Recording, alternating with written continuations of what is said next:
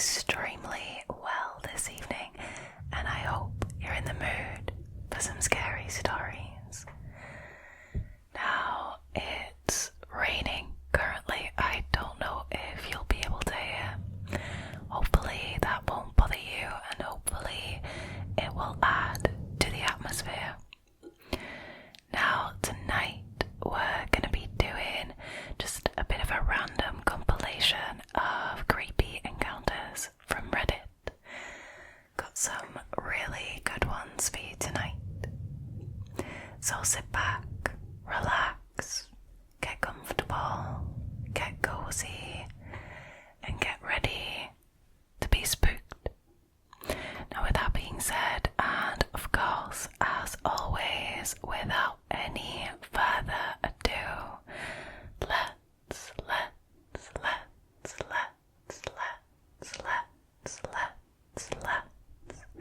get into tonight's stories, shall we? Alrighty, so the first story, I can't tell you who posted it because the account got deleted, but this story is called Abducted in Krakow. This happened in 2012, and there are not many people I have told this story to. For my birthday, back in 2012, me and my ex-husband visited Krakow for a short break. My main interest was to visit Auschwitz and the Jewish quarter of the city and Schindler's factory, which is now a museum. We arrived just prior to the Christmas market's opening. I remember being disappointed that we wouldn't be able to experience this. We stayed in a very nice hotel. I won't divulge the name, but it was approximately 15 minutes walking distance from the main square and cloth market. It had a beautiful balcony over the river, and it was very nice with lovely, hospitable staff. I couldn't recommend this hotel highly enough. We flew in on a cheap budget flight around mid-afternoon. Then we showered, got changed, and got ready to explore. The weather was cold and dreary with some light drizzle, but more than okay to walk along the river into Krakow main city. Now, Krakow is an exceptionally beautiful city. I loved it. We had a good look at the cloth market, ate a meal of matzo balls and stew in the main square under blankets and heated lights. Oh, that does sound like really cozy. We watched the famous clock tower and even managed to visit the lovely shopping centre with excellent shops, where I purchased a lovely cashmere coat from Zara and an equally lovely hat and scarf. This is important for later. Given the fact that it was our first night, we had a few drinks, which turned into a few more. We ended our evening in a lovely bar beneath the city. Most bars appear to be underground in the catacombs. I was overjoyed. As a smoker, we are usually social lepers, but we could still smoke cigarettes in this bar. Around 1 a.m, we were tired, and we decided to head home to our comfy hotel. We made our way up the stairs from the bar to street level, and a taxi ramp was right outside. We jumped in a taxi and let the driver know our hotel location. Unfortunately, the driver would only accept cash, so we explained that we would need a cash point at some point along the 5-minute journey to the hotel. He seemed to understand and was fine with this. Now, at this point, I need to explain that I had no mobile phone on me. It was back at the hotel. In those days, roaming had to be paid for, so we decided we would only take my ex-husband's phone. It was 2012, so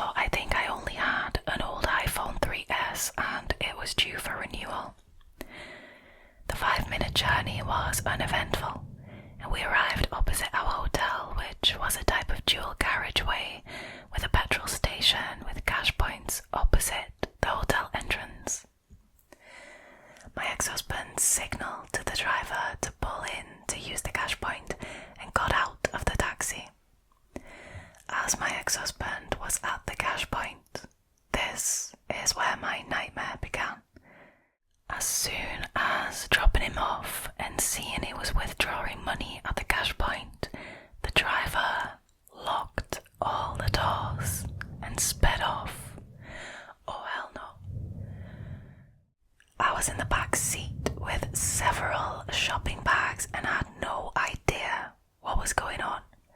The taxi driver took the main dual carriageway out of the city and kept on speeding. Initially, I thought he was looking for a place to turn around to pick up my ex-husband. This wasn't the case. No. Why would he be turning around? I mean, if you stop at a cash point and your ex-husband gets out of the car and gets cash and walks to the ATM, surely he can walk back to the car. So no. Now anyways, the taxi driver continued to speed until we were well out of the city limits.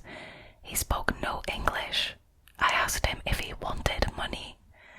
I showed him my empty bag and shopping bags and asked him what was going on. At this point I was scared, but assumed there had been a misunderstanding. Once the taxi driver continued past the Krakow outskirts, I was terrified. The outskirts of Krakow are rural, no street lights, just black, snow and ice. The taxi driver shouted and shouted at me, but I couldn't understand a word of what he was saying. Eventually he pushed me physically and forcefully with my head into the back seat and told me what I can only assume was to shut up. Then he was talking on his phone to a man. The journey carried on for another 20 minutes until we came to what looked like an industrial estate. No houses, some street lights, but the whole area was just warehouses and factories and fields. The taxi driver was still on his phone, sounding angry, then abruptly turned it off and stopped the car.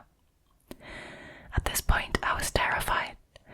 I can honestly say I've never been so scared in my life. I was praying and begging that my life wouldn't end here at 34, the mother of 5-year-old twins, and ending up dead in a lockup on an industrial estate. I mean, for about 30 seconds it was quiet, apart from my sobbing and begging. Then the taxi driver got out, came around the back door, grabbed me and threw me onto the side of the road. He then grabbed my shopping bag and hurled it at me, got into the taxi and drove off. The relief for me never came, as I was sure he was going to get other men to harm me. I gathered myself up. It was probably -8 degrees Celsius because it was late November and snowing heavily, and I looked for some kind of doorway, hedge, or any kind of shelter, bearing in mind I was left on the outside of an industrial estate. I walked some meters away and found a gap in a hedge, and I sat down, pulled my coat and bags around me, and I cried my heart out. I've no idea how long I was there for, maybe an hour, maybe 2, but the sky started to lighten and a few cars and vans came past me. I tried to flag some of them down, but it was no good. I sat back down. I was frozen. I can honestly say I thought I was dying and I had no more energy left. All I know from then to my rescue is that it was thanks to some lovely Polish people. Apparently at around 5 a.m. I was sprawled across the hard shoulder, and a brother and sister going to the market with their cattle stopped and picked me up. They dragged me into their truck and put a big cow poo stained jacket around me. I couldn't speak, apparently. I was just trying to talk to my children, and they found out my hotel location from a napkin in my bag. I am mind blown by this, honestly. These wonderful people drove me 20 miles back to Krakow to my hotel, where my ex-husband, police, hotel owner, manager, and Polish equivalent of CID were all there in the process of setting up a command center. They dropped me blue-stained jacket were questioned and went back on their way to the market. I never even got their names. I was swabbed, photographed, fingerprinted, etc., and got a stiff brandy from the bar. The following day we visited Auschwitz-Birkenau, the main reason for the Krakow trip. That evening we were taken by the police to the taxi rank where we got the taxi from to try and identify the driver. But he wasn't there. Big surprise. It was left with the Polish police, but dear God, I must have had someone looking after me that night.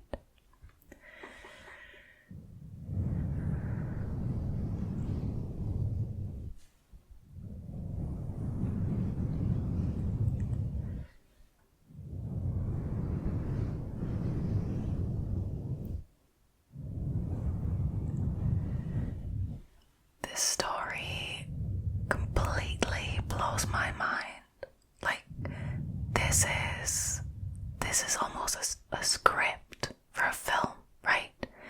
This is almost a script for a film, or a film for that matter.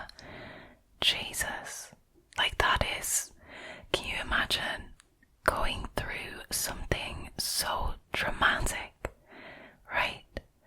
And then the next day you still carry on with your trip. Like, what a fighter this Redditor is. Just carried on with the trip the next day as if nothing had happened. Like, I can't believe how strong this Redditor is. Like, I would be absolutely traumatized. I would be a wreck after this.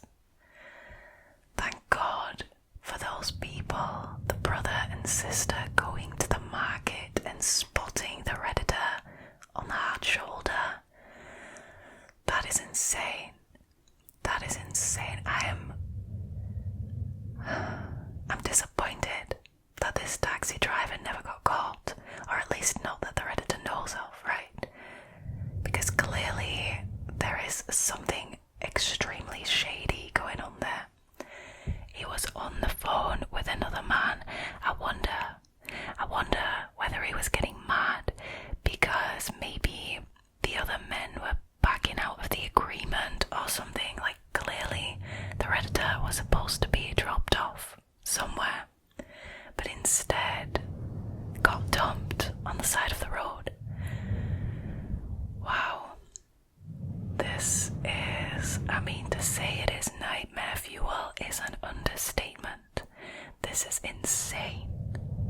This is insane. I am so glad the Redditor lived to tell the tale, because this could have gone incredibly wrong. Blimey.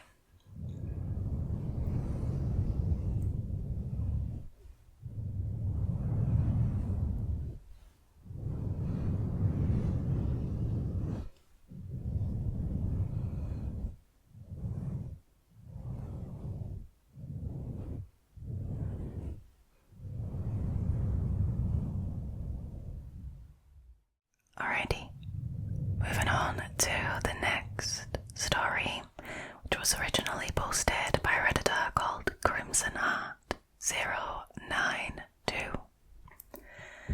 Their story is called Child's Drawing. I used to be an assistant martial arts teacher at a school that taught kids aged 5 to 18. It was located on a military base, so we had a variety of students who had travelled around the world and had experienced more than most kids their age. Different personalities, open minds, and a willingness to explore were common traits among the children. There was one little girl who possessed a completely different trait. I was a 20-year-old at the time, and this girl, let's call her Olivia, was around 10 years old. She had black hair, a fair complexion, and was always smiling. She became quite attached to me and always found ways to get my attention. Sometimes she would run up to me, playfully hit me, and then run away giggling.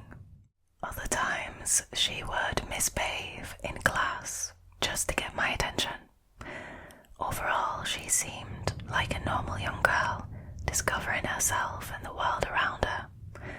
that's what anyone would assume, anyway. However, one day I noticed that Olivia began acting strangely, unlike her usual self. She appeared heartbroken about something, looking very tired yet antsy and nervous. I asked her if she was okay. She simply replied with a yes and didn't elaborate. I would have raised my concerns with her parents, but they were never present. As the days went by, Olivia continued to appear downcast and sad. Then, one afternoon, after class, she ran up to me with her familiar smile on her face, the one that always made me smile too. She handed me a folded piece of paper.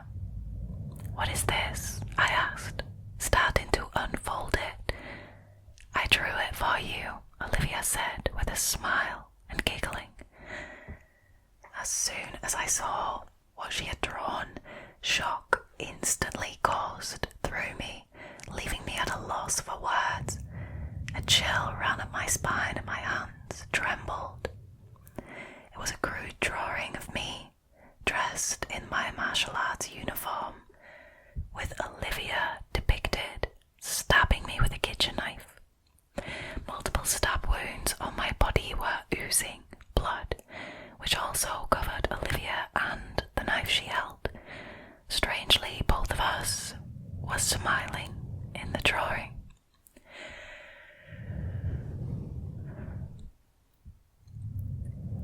"It's me killing you," Olivia exclaimed, laughing. I quickly folded up the drawing and returned it to her. "Thank you, Olivia, but you can keep it," I said, my voice flat, still in a state of shock. I didn't see her after that afternoon. She had quit the class.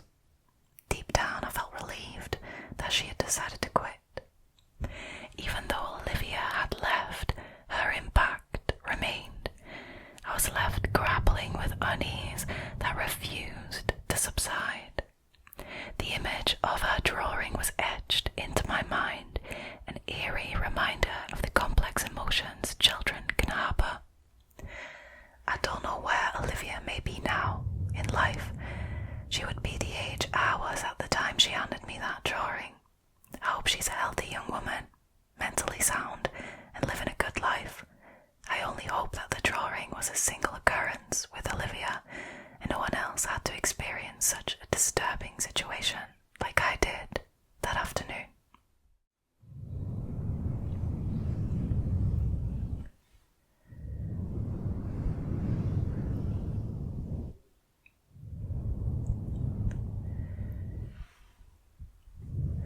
Honestly, kids, man. Like, obviously, drawing a picture of you killing your teacher is all kinds of concerning, right? It makes me wonder what Olivia was going through. Because the Redditors says that, they noticed that Olivia was starting to behave strangely before this incident, and then suddenly the whole drawing thing happened. Honestly, the fact that they were smiling in the drawing is maybe the most disconcerting thing to me. I don't mean to laugh, the whole thing is gruesome. Like, you guys know that, well, I was going to say I am a teacher, but I'm actually not anymore. But I taught for a while, and if I had received a drawing from a pupil and it was them stabbing me in the drawing, I mean, I would have liked it. I'm sorry. Blimey. Now, OP also says that they talked to the head teacher of the school about it, and she said she'd bring it up to her boss, and that is probably why Olivia quit the class. It's it's also a bit suspicious that the parents were never there, like they couldn't be reached. Honestly, the whole situation is just weird, and if your child is drawing pictures, that depict herself killing a teacher, I think that is straight to therapy. I'm sorry, but that is insane.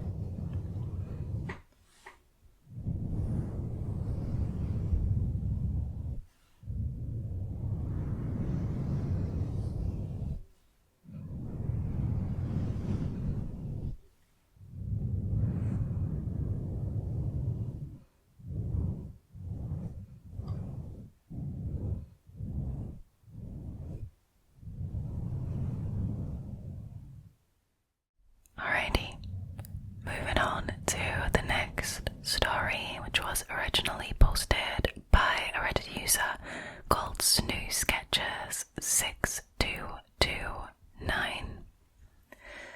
Their story is called A Knife No. This happened pretty recently. I, 23 female, work in property management. I was not supposed to be working alone that day, but my manager and co-worker called in sick, and my other co-worker had requested time off that we had all forgotten about. I voiced my concerns because the property is in a crime-ridden area, and I've had some bad experiences in the past. I actually transitioned to a different role because I no longer felt safe, but they offered me a lot of money to come back.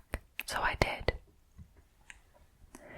I mean, life do be expensive.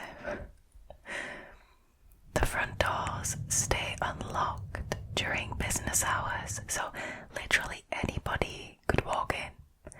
Also, it's a large and busy property. I needed someone with me just to help with all the doors and the residents. Nobody was able to do anything, so I called one of our sister properties and begged for their Lisa to help me. They agreed, but the Lisa was going to have to leave early. I agreed and was just happy to have someone there to help. Flash forward to an hour before closing and the Lisa had to go. Literally as she walked out, this disgruntled looking man walked in holding a duffel bag. I hate to profile him, but he was clearly homeless and not all there mentally.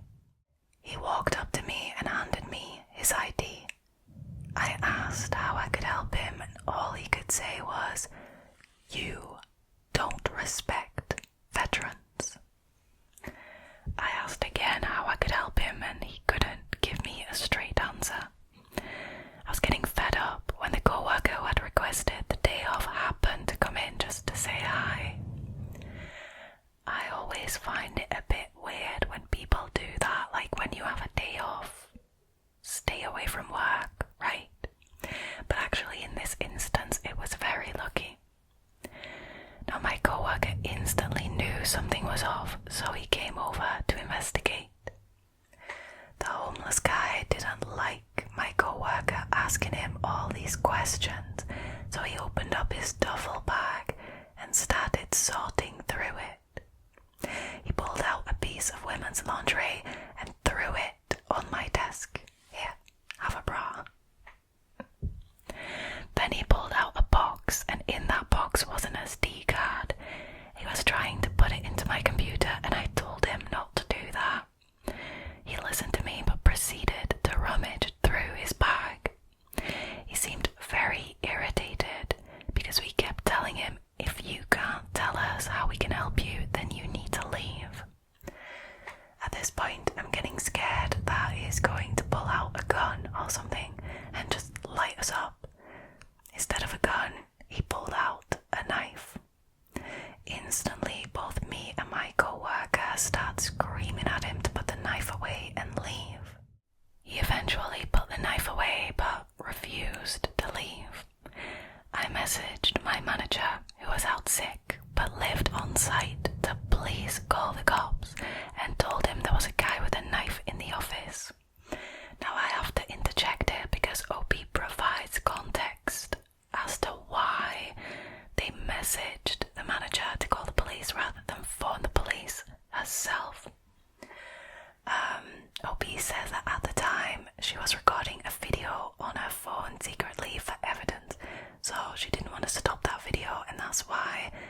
messaged the manager on Teams.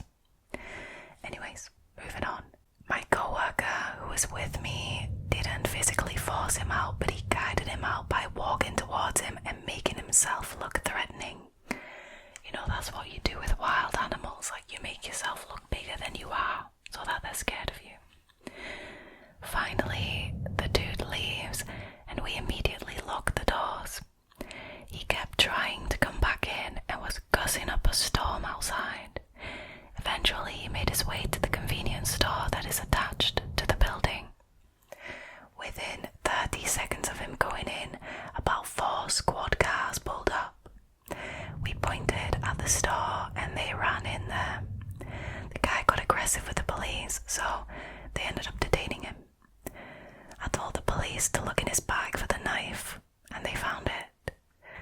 I identified the weapon and answered some of the police questions. I decided not to press charges because this was clearly a mental health crisis and jail isn't going to reform that. I actually agree with that. He needs serious professional help. Exactly.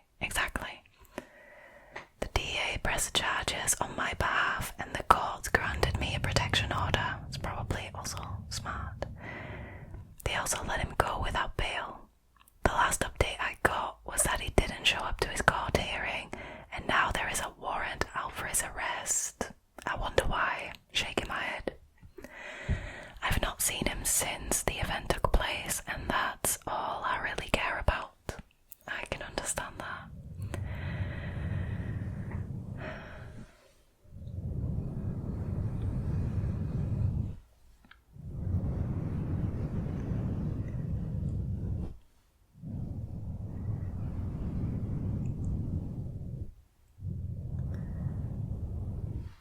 See, I can understand the Redditor only caring about her not seeing this guy again.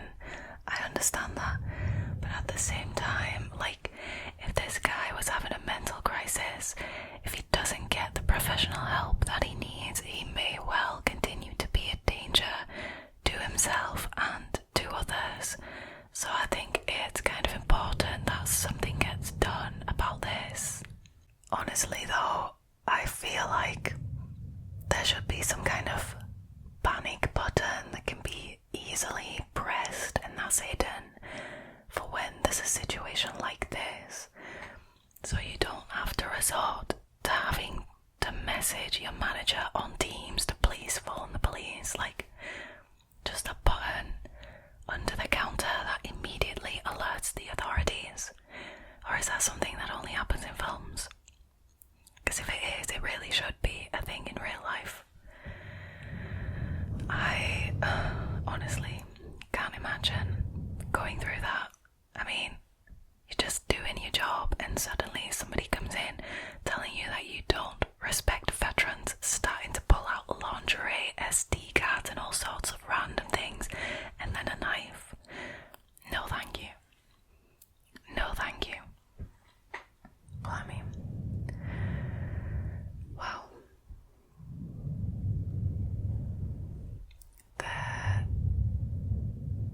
There are some weird people out there.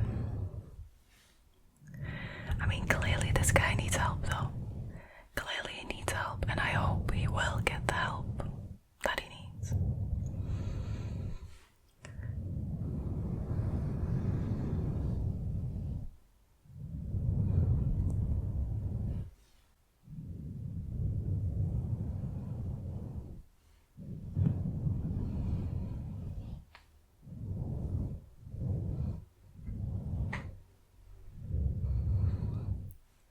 Alright, you guys.